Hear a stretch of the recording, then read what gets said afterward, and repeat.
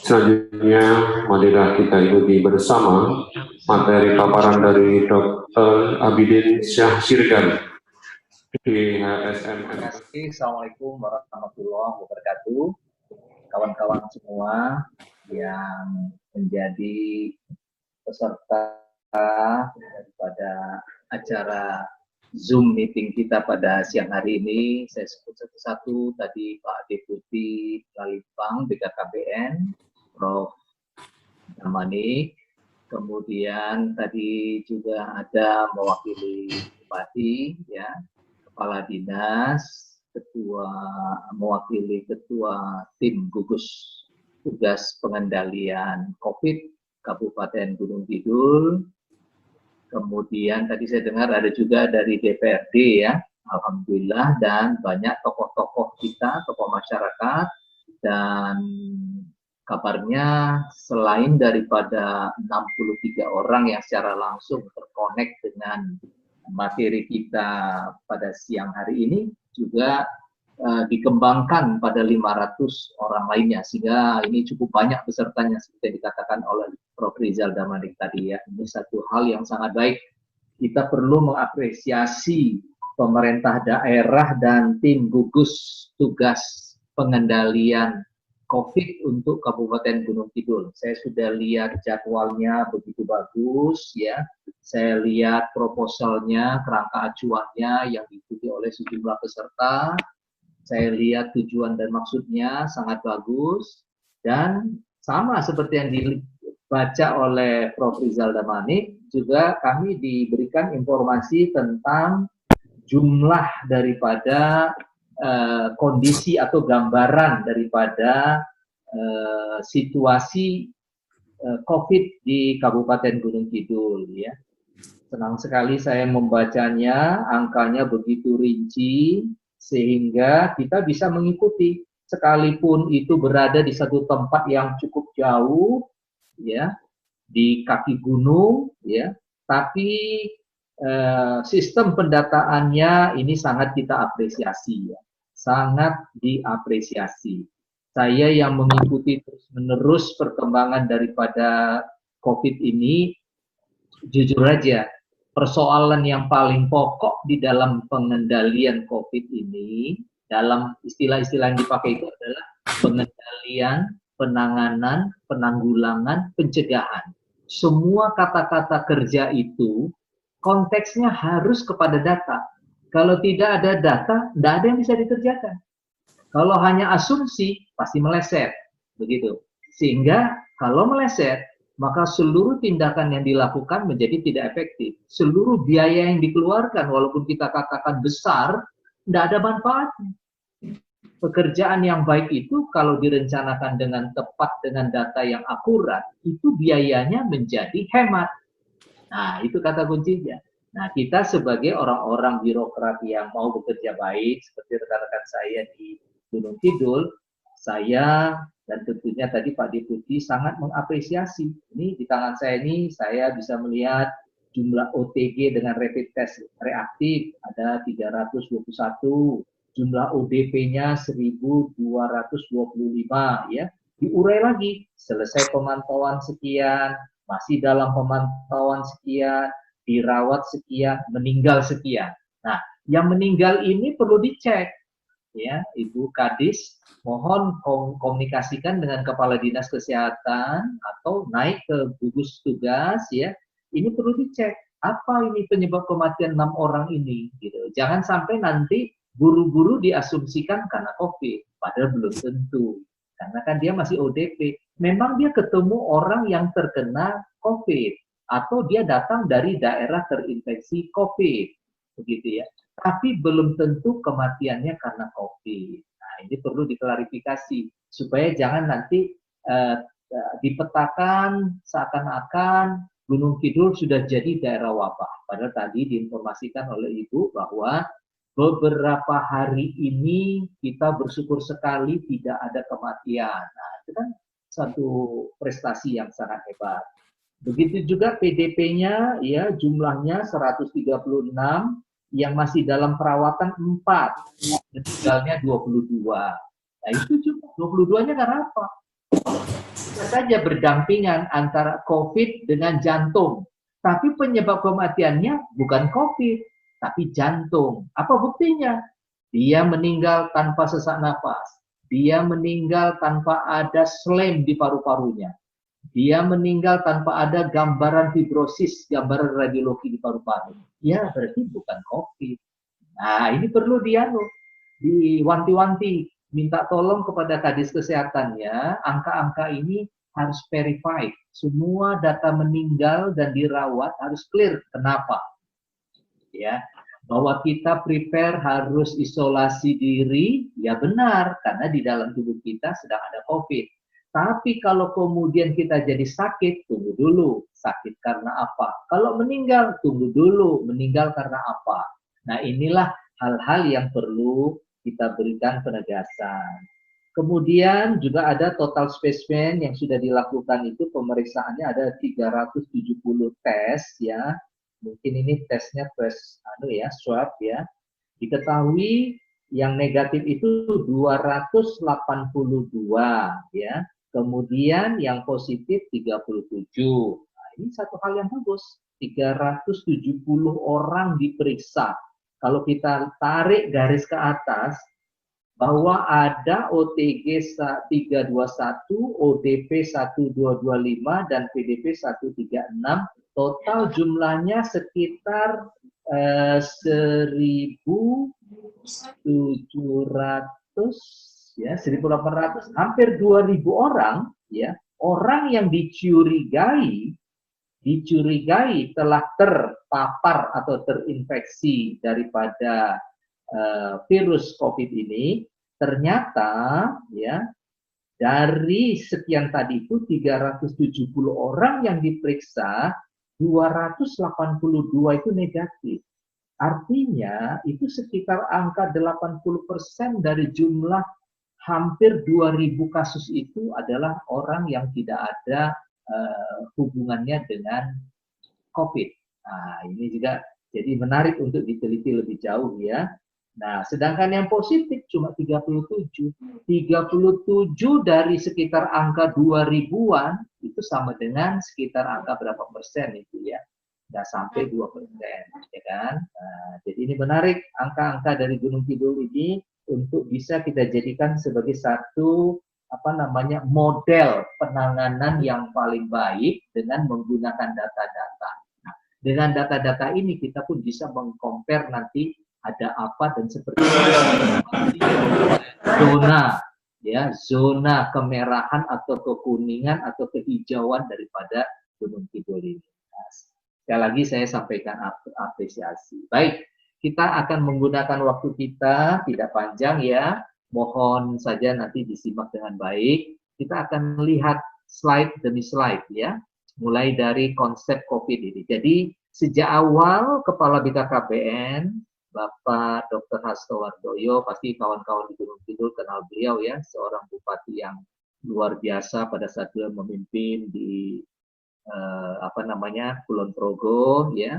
Dan alhamdulillah Bapak Presiden menugaskan beliau menjadi Kepala BKKBN sekarang ini. Nah, jadi penduduk Gunung Kidul harus tahu ya, bahwa Bupati Kulon Progo menjadi Kepala BKKBN Indonesia ya di Jakarta. Nah, slide berikut, apa yang dimaksud dengan COVID ini? Silakan dilanjut slide-nya. Nah, kita akan membahas tentang pengertian dan hal-hal yang terkait ya. Kita tahu bahwa ini semuanya berawal pada akhir Desember tahun 2019 ya. Kemudian ada hari-hari penting yang perlu kita ketahui, antara lain bahwa kemudian WHO menyatakan ini sebagai suatu klaster baru yang berdampak kepada paru-paru yang munculnya seperti pneumonia. Nah, itu pada awalnya. Pada tanggal 30 Januari, 1 bulan kemudian COVID dinyatakan sebagai satu wabah yang menimbulkan kedaruratan kesehatan. Jadi ada beberapa level ya.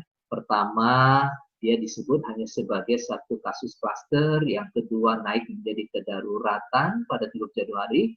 Nah, pada tanggal 12 Februari, kemudian dia namanya diberi penamaan supaya tidak menimbulkan pemahaman yang berbeda-beda atau bias dari berbagai. Karena banyak virus di dunia ini, banyak virus, di mana-mana ada virus. Nah, diberilah dia nama dengan prinsip kata Dirjen Tedros, Dirjen WHO, supaya tidak menimbulkan diskriminasi, tidak menimbulkan perasaan dipersalahkan, maka tidak boleh kita sebut sebagai virus Cina atau virus Wuhan, tidak boleh. Maka disebutlah dia sebagai coronavirus disease 19. 19 itu 2019, maka disingkat COVID-19 atau COVID-19. Pada tanggal 12 Maret dinyatakanlah COVID ini sebagai pandemi. Kenapa pandemi? Karena dia sudah menyebar bukan hanya lintas kota di Cina, tapi sudah lintas negara dan kemudian sudah lintas benua. Hari ini sudah 213 negara di seluruh benua di dunia sudah terpapar. Tapi pada tanggal 12 Maret, pada ketika itu masih sekitar 120 negara, sudah dinyatakan pandemi. Nah, begitu pandemi ditetapkan, maka protokol penanganan daripada virus COVID ini itu harus mengikuti sistem dunia, dalam hal ini WHO. Negara-negara nggak boleh asal menetapkan caranya sendiri, kecuali cara yang sudah diatur oleh WHO. Terserah mau pilih apa, mau pilih lockdown, mau pilih PSBB, mau pilih karantina, mau pilih isolasi, atau mau pilih nggak pilih apa-apa. Tapi itu nggak boleh. Ya, tidak boleh. Harus ada tindakan karena yang diutamakan itu adalah hak asasi manusia. Oke, kita lanjut. Indonesia itu sudah dimasuki oleh virus ini sebenarnya bukan persisnya pada saat Bapak Presiden pada tanggal 2 Maret 2022 menyatakan adanya 2 kasus baru positif. Tidak, itu kan positif. Berarti 14 hari sebelumnya sudah ada di Indonesia. Atau mungkin sekian hari sebelumnya. Mau cari bukti? Ada. Apa buktinya? Sejumlah orang Australia, orang Jepang, orang Malaysia, orang Singapura yang pulang dari Indonesia ternyata diperiksa di negaranya positif. Maka judulnya mereka positif setelah kembali dari Indonesia. Berarti Indonesia sudah ada pada waktu itu. Cuma orang Indonesianya sendiri baru terpapar ditemukan pada 2 Maret 2020 oleh Bapak Presiden diumumkan di Istana Negara. Nah, apa itu coronavirus disease atau COVID-19? Kita lanjutkan. Lanjut. Adalah penyakit yang berasal dari virus yang menyerang sistem pernapasan. Nah, jadi kawan-kawan sekalian, ini dia lebih menyerang pernapasan. Kalau nyamuk demam berdarah itu juga virus. Namanya virus Aedes aegypti. Apa yang dia serang adalah sistem persarapannya manusia, ya, melalui darah. Dari mana jalannya? Gigitan nyamuk. Gigitan nyamuk membawa virus masuk ke dalam darah. Ya, sehingga terjadilah satu kondisi gangguan sistem persarapan, sehingga terjadilah gangguan jantung, paru, dan sebagainya. Tapi kalau COVID-19, dia khusus hanya di paru-paru. Kenapa? Karena dia mungkin saja sistem tubuh daripada virus ini butuh oksigen yang banyak. Nah, dalam tubuh kita yang mengandung banyak oksigen dan tempatnya oksigen, yaitu di paru-paru. Maka dia mengerubungi paru-paru kita itu. Dia isi semua jaringan paru-paru kita itu. Sampai akhirnya kita nggak bisa nafas. Karena banyaknya dia mengisi rongga kecil tempat parkirnya oksigen yang digunakan oleh darah, yang digunakan oleh tubuh. Sehingga berhenti. Makanya kematian karena COVID ini itu disebut juga sebagai gagal napas. Jadi gagal napas, nggak bisa napas. Nggak bisa napas itu bahasa Jawanya apa itu? Ya. Nah, tolong dijelaskan kepada teman-teman sebelahnya. Ya. Tidak bernapas. Jadi tercekik dia, seperti tercekik. dadanya penuh, lehernya berisi lendir yang kental, yang nggak bisa dibatukkan, nggak bisa dikeluarkan, ya.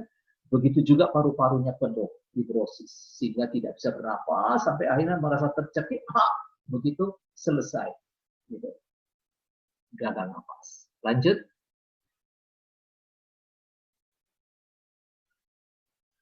Lanjut. Nah, begitu seterusnya, lanjut lagi.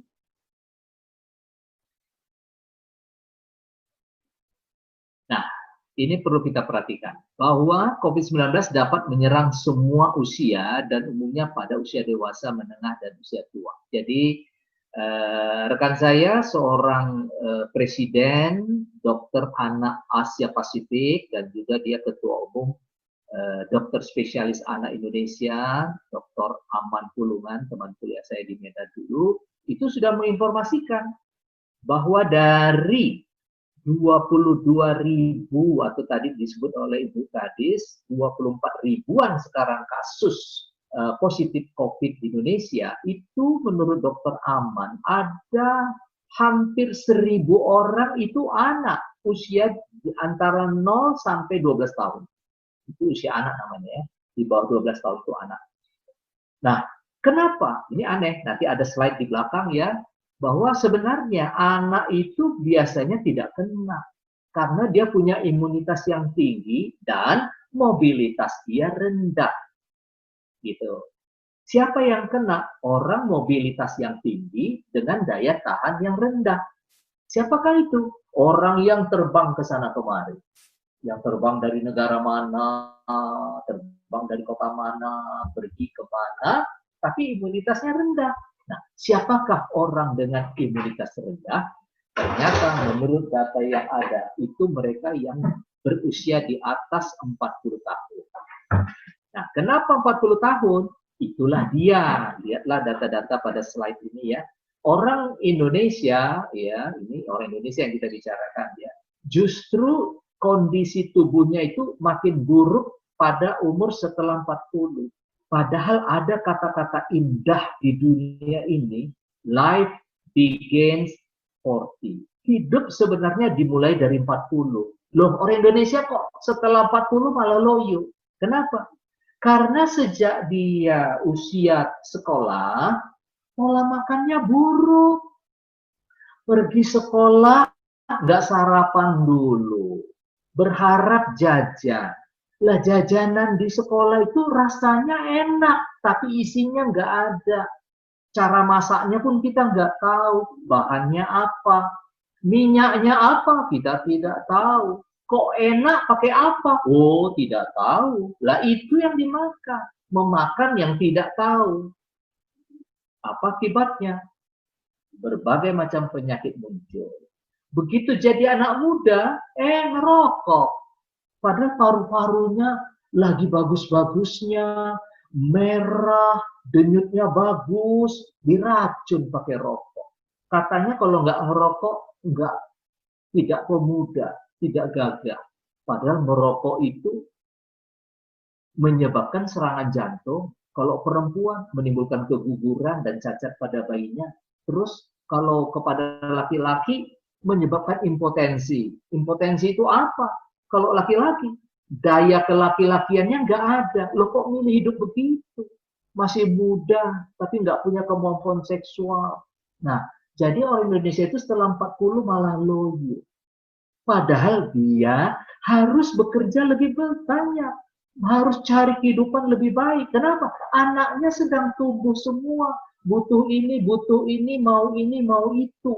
Lah pada saat dia butuh ini, butuh itu, mau sekolah, mau ini, mau itu, lah bapaknya sudah mulai loyo. Inilah dilema Indonesia. Mudah-mudahan penduduk Gunung Kidul jangan mau seperti itu. Jangan mau seperti itu. Itu adalah orang-orang yang terancam dalam sepanjang hidupnya. Nggak tahu umurnya sampai berapa. Tapi setiap ada penyakit, dia mesti disembunyikan. Karena dia adalah sasaran yang paling rentan. Nah, itulah yang dimaksud dengan orang-orang yang berbahaya, ya. Tapi anak-anak juga hati-hati, ya. Pada usia anak-anak umumnya tidak ada gejala dan apabila terinfeksi pun hanya ringan, walaupun ada beberapa kasus yang melaporkan adanya gejala berat, ya. Memang ada pada anak, tapi itu sangat jarang. Ya. Lanjut. Nah, tanda-tandanya yang spesifik itu ada 3, yaitu demam ya, dengan suhu di atas 38 derajat Celcius, kemudian ada batuk, kemudian ada sesak napas. Inilah 3 tanda utama daripada COVID ini. Nah, karena itu setiap orang perlu mengukur temperaturnya kalau merasa tidak nyaman, kalau ada batuk, sesak. Nah, ini apa ya? Coba ukur dulu anunya, suhunya. Kalau suhunya sudah di atas 38, ada batuk, ada sesak, segera hubungi puskesmas ya. Dan harus sudah mulai pakai masker ya, jaga jarak dengan orang. Kita hati-hati. Boleh jadi itu adalah tanda-tanda awal daripada COVID. Belum tentu COVID, karena bisa menyatakan COVID kalau periksa laboratorium dan kalau mau lebih canggih, foto dada, ronsen ya. Jadi nggak boleh hanya dengan 3 ini kita sudah menyebut dia COVID. Tidak. Ini baru gejala umum. Ya, harap kawan-kawan maklum. Jangan nanti ada teman di sebelah demam, batuk. Begitu dia batuk, kamu demam ya? Oh. Berarti kamu sesak. Padahal dia cuma kaget. Ngomongnya oh. Berarti kamu sesak. Hah, kamu COVID. Jangan. Nanti kasihan dia diteriakin orang dia nanti. Gitu ya. Jadi kita hati-hati, itu hanya alat bantu kita untuk menemukan secara dini kalau ada orang yang bertanda seperti itu, kita perlu waspada kemungkinan terinfeksi COVID. Tetapi buktinya bukan itu. Buktinya adalah pemeriksaan swab atau PCR. Swab itu mengambil lendir dari pangkal mulut, ya, dari pangkal lidah. Lendirnya itu diambil. Ingat, yang namanya COVID, yang namanya virus COVID, dia tidak di dalam darah. Dia tidak di kulit, tapi dia ada di lendir pangkal lidah. Maka diambil dari situ, dalam tempo 45 menit, kalau pemeriksaannya canggih, atau 1-2 hari, udah ketahuan positif atau negatif. Gitu ya.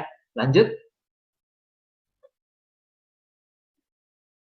Nah, ini gejala infeksi ya. Kalau sudah makin berat ya, ada gejala ringan ya dengan nyeri tenggorokan, hidung tersumbat. Kalau nanti sedang, temperatur tetap di atas 38 ya. Kalau gejalanya mulai naik sedang, itu napasnya mulai cepat, mulai udah mulai begitu ya, sesak napas dan menetap, batuk terus ya, nggak lagi jarang-jarang ya, udah sering kedengaran batuknya dan ditambah dengan sakit tenggorokan.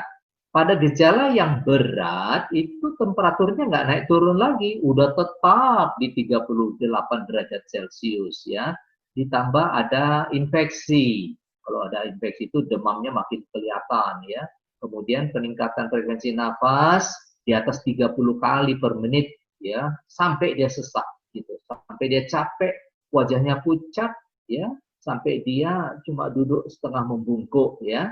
Dan yang paling beratnya lagi kalau dia mulai penurunan kesadaran ya, nggak ingat jam, kayak bingung ya, kadang ngomong ngelantur, nah itu sudah mulai gejala berat ya. Lanjut, silakan lanjut ya. Nah, apabila ini muncul, maka kita cek lagi apakah ada riwayat perjalanan. Nah, jadi itu. Setelah kita menemukan kasus dengan tanda-tanda itu, ditemukan pula gejala-gejala yang mana, nah, mulai kita melakukan wawancara. Apakah Anda pernah sebelumnya dari mana? Gitu, misalnya.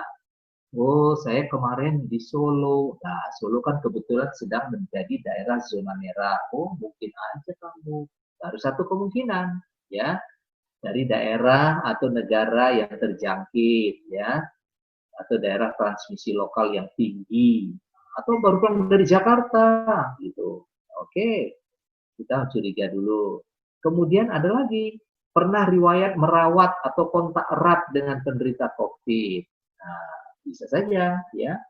Atau bisa tinggal di rumah orang yang belakangan ketahuan dia positif dan sebagainya. Lanjut. Nah, jika mengalami kondisi seperti itu, ya, dalam 2 minggu setelah kembali dari suatu daerah, maka sangat dianjurkan segera mengunjungi dokter di puskesmas, ya. Nah, tentunya kalau mau kita mengevaluasi sendiri, bisa kita lihat pada uh, flow, ya, alur yang di sebelah kanan yang berwarna hitam dan kuning, ya, itu ada ya tidak, ya tidak, ya tidak. Nanti kita bisa ikuti mulai dari wawancaranya, pernah nggak kontak dengan pasien? Ya, sedang atau pernah mengalami. Pada saat ini sedang demam atau tidak? Ya, tidak. Ya, ya. Hubungi langsung ke extension, nomor telepon berapa dari gugus tugas. Nah, gugus tugas kita yang Gunung Kidul nomor berapa? Supaya cepat dihubungi. Nah, itu kalau iya. Tapi kalau tidak, nah tentu karantina sendiri. Lanjut 14 hari. Setelah 14 hari, ya atau tidak? Oh, ternyata keadaannya makin berat. Nah, hubungi lagi extension number telepon dari gugus tugas gitu. Atau tidak. Ya, lanjut. Nah, di dalam pedoman, di sana ada dibedakan sejumlah istilah yang harus sama-sama kita ketahui ya. Kita mulai melihat bahwa orang-orang yang dicurigai mengalami kontaminasi atau terkontak daripada COVID ini, mungkin dari satu wilayah atau kota, atau dari satu tempat mereka bersama, ya, atau ya kontak erat sebagai seorang petugas kesehatan, ya, itu banyak kotak-kotak seperti ini. Nah, ini kita bagi atas 3 istilah ya, 3 istilah. 3 istilah ini bisa saja orang yang sama ya, tapi bisa saja orang yang juga berbeda. Ada orang OTG paling bawah ya, dia kena ya, merasa pernah kontak dengan orang yang positif, tapi dia merasa gagah aja, sehat aja. Nah, ini biasanya mereka-mereka yang berumur di bawah 40 tahun. Jadi 40 tahun pun hati-hati ya, jangan merasa aman-aman saja, karena Anda kuat, tapi bisa menjadi pembawa penyakit. Kemudian yang kedua ODP, orang yang datang dengan salah satu gejala ya, dan kemudian punya riwayat perjalanan dan tinggal di negara atau wilayah pandemik ya, dan atau punya riwayat kontak dengan kasus yang terkonfirmasi positif. Nah, itu ODP, orang dalam pemantauan. Jadi siapa saja kita pantau dulu 14 hari ini. Kalau aman, sukses. Tapi kalau keadaannya memberat, berpindah kelasnya menjadi PDP, menjadi pasien dalam pengawasannya. Dalam hal ini dia sudah suspek dicurigai, yaitu orang dengan gejala demam menetap, infeksi saluran nafas, ya, dan penurunan kesadaran. Kalau sudah sampai di situ, dia harus dirawat di rumah sakit. Lanjut.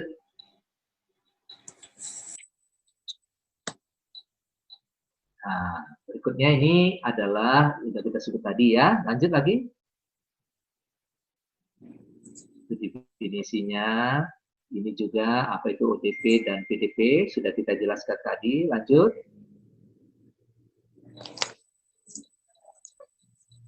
Nah, tentu pesan terbaik itu adalah di rumah saja ya, bersama keluarga melawan corona.